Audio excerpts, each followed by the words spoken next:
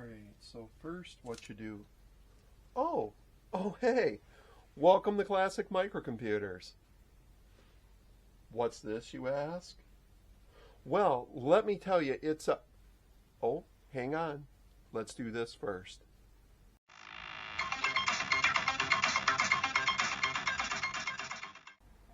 Alright, so let's talk about this. This is a 3497A. I know. Doesn't that sound like a wonderful name?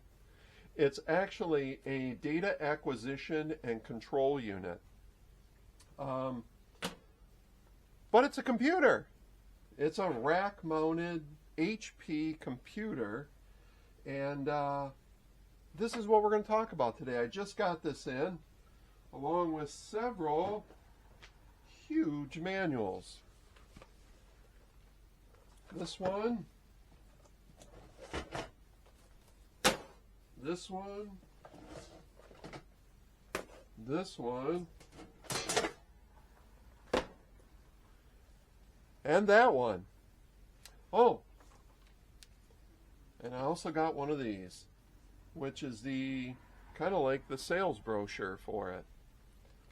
So what we're going to do is we're going to take a dive into this system and take a look exactly what it is, when it is, what it does. Because initially, it doesn't sound very exciting, does it? But I think you will be excited. Because I know I am. Hold it right there. Before we go any further, let's dive into the 3497 and find out what makes it special. So the 3497 was introduced in like 1981's test catalog, probably without much fanfare. The system itself is really cool because it actually is an upgrade to the 3495. HP was getting into the acquisition systems for labs, and this one in particular, the 3497, is quite a step up because it allowed you to actually have a control language inside the unit itself. Now, it doesn't sound like much fun, but there was lots of cool stuff it could do. The front panel had kind of a way that it had the control features put right on it. But one of the neatest things about the 3497, I know, crazy numbers, right, is that it actually used the 6800 microprocessor. Now what's funny is if you dive into HP's documentation about it, you won't hear them really mention the 6800 microprocessor. In fact, until you get to the schematics itself, they'll talk about the microprocessor, but you really got to dive into the schematics, and then you find out, hey, wow, they used a 6800. So that's really cool. It uses a 1K of RAM, it's got some ROM, it's got a backplane. Hey, it's a computer. It's cool. So let's go ahead and pick up where we left off now and get started doing stuff. But let's do one thing first. Let's do a quick power on test. That's always fun. So it's all plugged in, ready to go. Now I did notice that the switch is a little sticky. Let's see, can you guys see this? So what it does is it comes up. You can hear it powering up now. The fan, I'm gonna turn it off. The switch is sticky. So we're gonna have to take that apart and clean it. But I did notice, so when it comes up, HP 3497, it says address 3, and then it does a series of dashes across. This is all good stuff. So this initially tells me that the unit comes up, runs its self-test, and this is exactly what it's supposed to be displaying. Now I had got this unit as a parts unit, and but I just had a feeling that it came from a surplus place, and that they didn't really know what they were testing. So upon initial reading, That's exactly what it's supposed to be doing. So before we get started, let's go ahead and start getting this bad boy cleaned up. All right, I'm going to save you a little bit of pain here, speed this up. So I got to get out the simple green in my rag, and here's where I start. I tear the cover off, and right off the bat, the top cover is pretty dirty. I don't know where this unit was. A lot of these were, sometimes used in industrial applications. Because it is a data acquisition controller, is what they call it. I love their fancy terminology. But it's a computer in a box with a backplane, and we got some cool cards I will be showing you in a minute.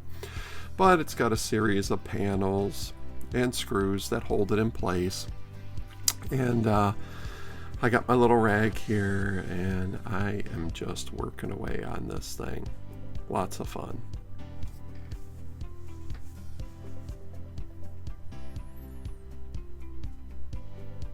Here I come from with my top-down view. You can look where the power supply is. It's a pretty simple power supply here.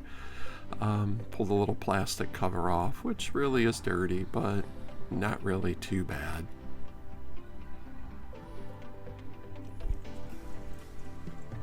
And here's one of the boards I pulled out of it. There were 4 boards that came in this unit when I bought it. I love these little pull-out rings. Actually, each board is composed of 2 parts. This primary circuit board that goes inside, and then it's got this connector board that hooks on the back. And what you do is you take it apart and you put your connections in there, so they could be, for collecting data like analog, or in this case, this is for AC switching. And from this view, you can see there's the out guard, and that's the in guard side, remember, on the block diagram. And here's these little tabs that you can use to pull the cards out. So on this side, this is the in guard side, and this is where it has the you could get the digital voltmeter option to put on. Mine does not have this. Do I need it? I don't know. I'm gonna more goof around with it and treat it like a computer than I'm worried about a controller, unless I want to control my Christmas lights. Now, I will tell you, these little tabs can really hurt when you're trying to pull these things out, and ow, ow, ow. I could not get it with my finger here. So in a sec, you're going to see. I'm going to go ahead and grab a screwdriver and stick it in here, and I'm trying to hold the camera while I do this, and I am pulling real hard.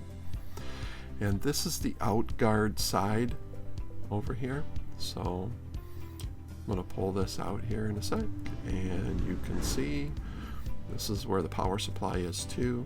Now these have to go in specific slots, the out guard to the right, the in guard to the left, and this is where your 6800 processor is, your ROM chips, your RAM, your GPIB interface, which is your HPIB interface.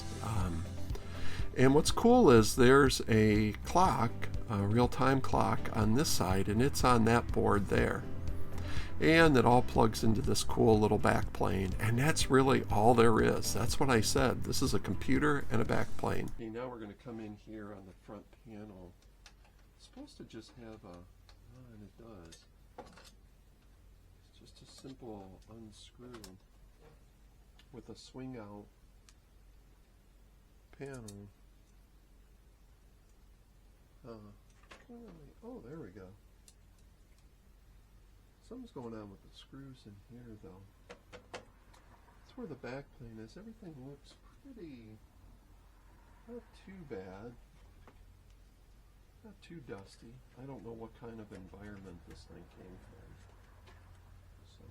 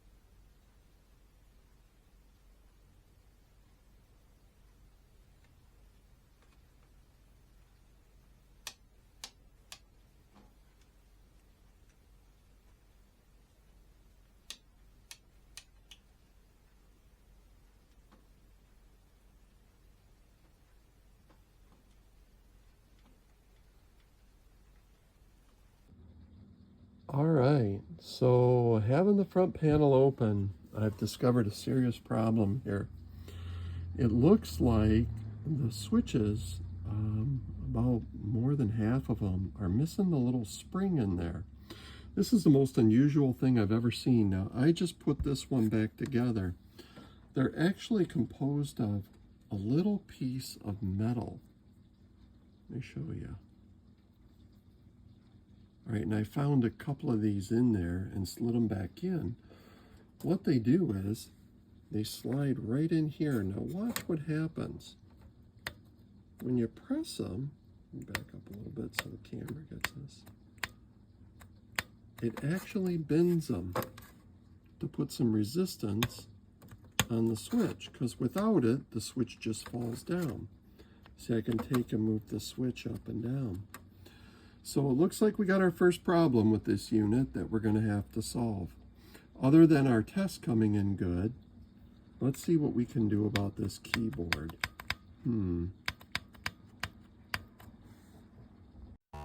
All right, that's where we're going to stop in this video. Make sure to check out the next video in the HP 3497A saga, where we actually, I show you the fix that I have for the keyboard, at least for mine.